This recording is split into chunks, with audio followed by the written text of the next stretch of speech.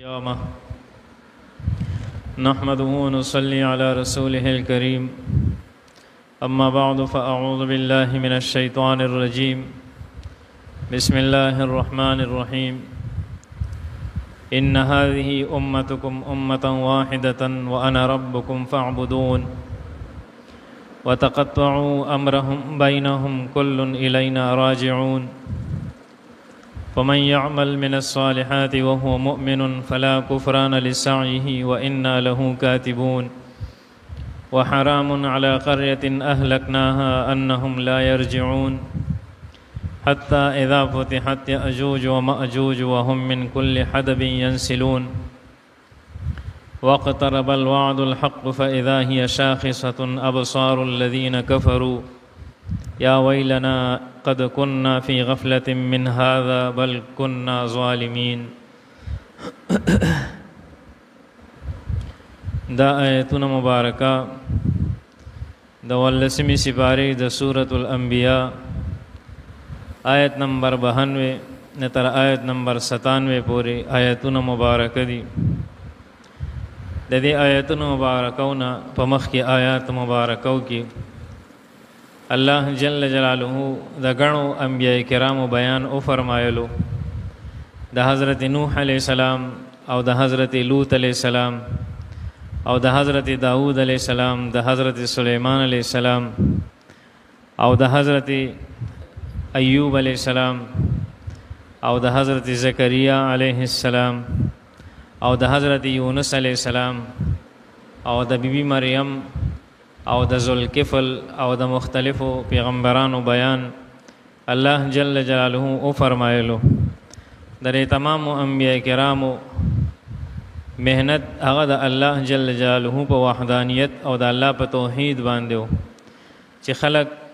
د الله جل جلاله ذات او پیژني د الله تعالی د ذات وحدانیت اومني د الله تعالی سره شریکان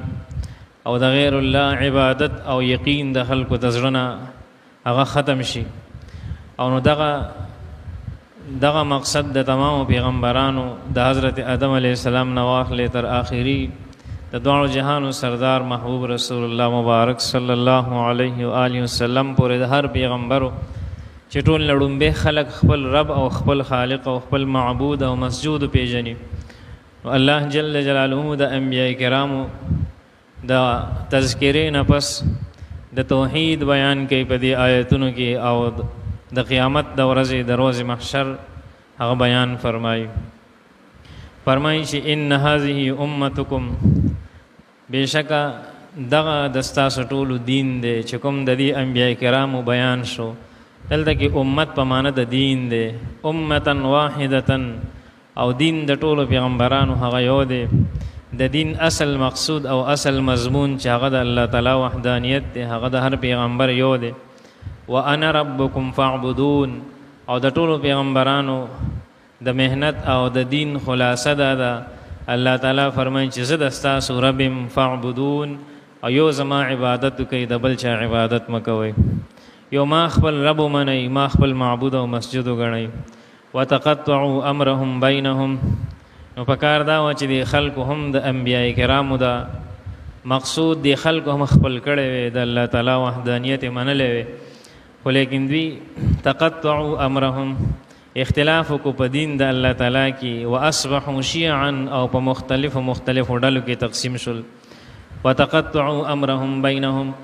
او دا خلق په خپل منځ کې په مختلفو ډلو کې تقسیم شول د الله تعالی په دین کې اختلاف کو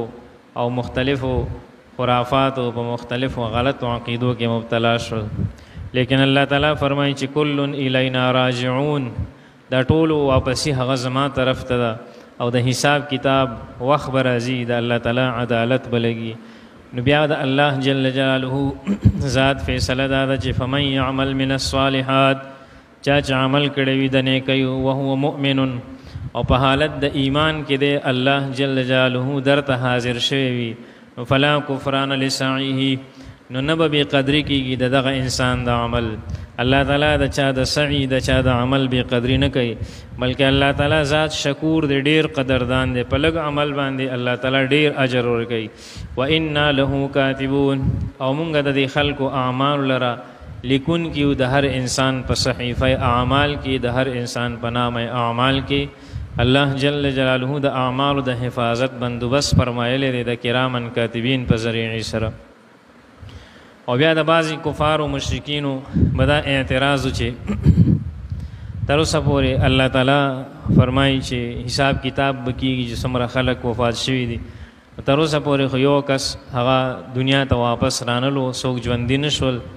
او زرګونه کاله مخکې چې کوم خلک وفات شوي دي چا ورسره حساب کتاب وکړو. الله تعالی فرمایي چې حساب کتاب د پاره ورځ د قیامت مقرر ده، او څوک چې یو ځل دنیا نه لاړ شي د هغه دپاره دنیا ته بیا واپسي نشته. وحرام علی قریة، واجب دی په هر یو قریه او په هر یو بستی خلکو باندې اهلکناها چې کوم مونږه چاته مو مرګ راوستی دی. الله جل جلاله دا خبره واجب ګرځولې ده انهم لا یرجعون، چې د دوی دپاره بیا دنیا ته واپسي نشته. څوک به دنیا ته بیا واپس رانشي، او دنیا ته واپسی تر هغه وخته پورې نشته تر څو چې قیامت قایم نشي. چې کله قیامت قایم شي نو بیا به الله تعالی دا خلک د قبرونو نه راپاسي، خو بیا به نظام بدلی، دا دنیا دا به بدله وي، دا اسمان او دا ځمکه دا هر څه به بدل وي. اسمان به ختم شي، غرونه به ختم شي، د ځمکې دا کیفیت به ختم شي. او یوم تبدل الارض غیر الارض، دا ځمکه چې دی دا په بله ځمکه باندې بدله کړی شي. د تانبی به خوره کړی شي دا ځمکه، یا د چاندی به خوره کړی شي، څنګه چې آیتونو مبارکو کې به انشاءالله راشي. الله تعالی فرمایي چې تر هغه وخته پورې د چا واپسی دنیا ته نشته تر څو چې قیامت نه دی شروع شوی. او د قیامت غټ غټ علامات پیغمبر صلی الله علیه و آله وسلم حدیث مبارک د صحابه ناستو په مسجد نبوي کې په خپل منځ کې تذکره کوله. نبی علیہ السلام د پوښتنه وکړه چې تاسو څه وایي؟ وایي موږ د قیامت په باره کې ذکر کوو. نبی علیہ السلام وفرمایل چې قیامت به تر هغه وخته پورې رانشي تر څو چې دا لس خبرې موجود نشي. هغه لسو کې یو د یاجوج و ماجوج را کولاوېدل دي چې الله تعالی یې سر کړي. نور به د مشرق په ځای د مغرب نه راوخېږي. دجال به چې کوم دی نو راوځي. او دغه رنګې دابة الارض، یو زناور به پیدا کېږي چې هغه به کافران خوري ختمی وي. مختلف لس علامات چې کوم دی نو هغه نبی علیہ السلام ذکر کړ، په هغه کې یو یاجوج و ماجوج دي. الله تعالی فرمایي چې حتی تر هغه وخته پورې اذا فتحت یاجوج، حتی اذا تر دې وخته پورې چې کلاو کړی شي یاجوج او ماجوج. چې د یاجوج و ماجوج بیان په 14مه سپاره کې تیر شوی دی. سد ذوالقرنین د دیوال د خواته الله تعالی قید کړي دي. او چې کله الله تعالی د دې مخلوق آزادول وغواړي نو قیامت ته نږدې به آزادوي. او په دغه وخت کې عیسی علیه السلام نزول او راکوزېدل د اسمان نشي وي. عیسی علیه السلام به د دجال سره مقابله وکړي، دجال به مردار کړی وي. یهودیت او کفر به د دنیا نه ختم شوی وي، دنیا نه به ټول کفار ختم شوي وي. او خو لیکن یاجوج و ماجوج یو داسې مخلوق دی چې د دوی سره مقابله نشي کولی. عیسی علیه السلام به هم کوه طور ته وخېږي سره د ټولو مسلمانانو او دعا به وکړي. الله تعالی به د عیسی علیه السلام په دعا باندې دا یاجوج و ماجوج دا به الله تعالی مړ کړي، مردار به کړي. یو خونخوار قوم دی. الله تعالی فرمایي چې تر دې چې کلاو کړی شي یاجوج و ماجوج، او دوی به دومره ډېر وي او دومره په تیزۍ سره به دی په دې خلکو راماتېږي چې گویا چې وهم من کل حدب ینسلون، گویا چې دی د هر اوچت ځای نه لکه څنګه چې بنده د اوچت ځای د غونډۍ نه او د ډیرۍ نه په ښکته باندې راځي نو بنده څومره په تیزۍ سره راځي. ینسلون دی به چې کوم دی نو راکوزېږي، منډې به وهي، گویا چې دی د غونډۍ نه په ښکته باندې رابهېږي، داسې به راځي. واقترب الوعد الحق، نو نږدې د هغه وعده د الله تعالی چې رښتونې ده، د قیامت هغه وعده به د الله جل جلاله ذات هغه به رښتینې کي او الله تعالی به قیامت قایم کی. نو شان د کافرانو به دا وي چې فاذا هي شاخصة ابصار الذین کفروا، نو په دغه وخت کې به اوچت وي نظرونه د کافرانو او د هیبت د وجې نه، د رعب د وجې نه او د وجې د ډېر تکلیف د قیامت د وجې نه به د دې نظرونه اوچت پاتې شي. څنګه چې بنده باندې تکلیف راشي یا رعب راشي یا ګبراهټ راشي یا د ځنکدن حالات چې کوم دی بس بنده باندې شروع شي نو داسې حالت وي د دې کافرانو چې یو خوا بل خوا به نشي کتی یا ویلنا قد کنا او وایي به چې های هلاکت دی زمونږ دپاره افسوس او هلاکت دی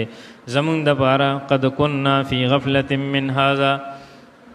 په تحقیق سره مونږ په غفلت کې د دغه ورځې نه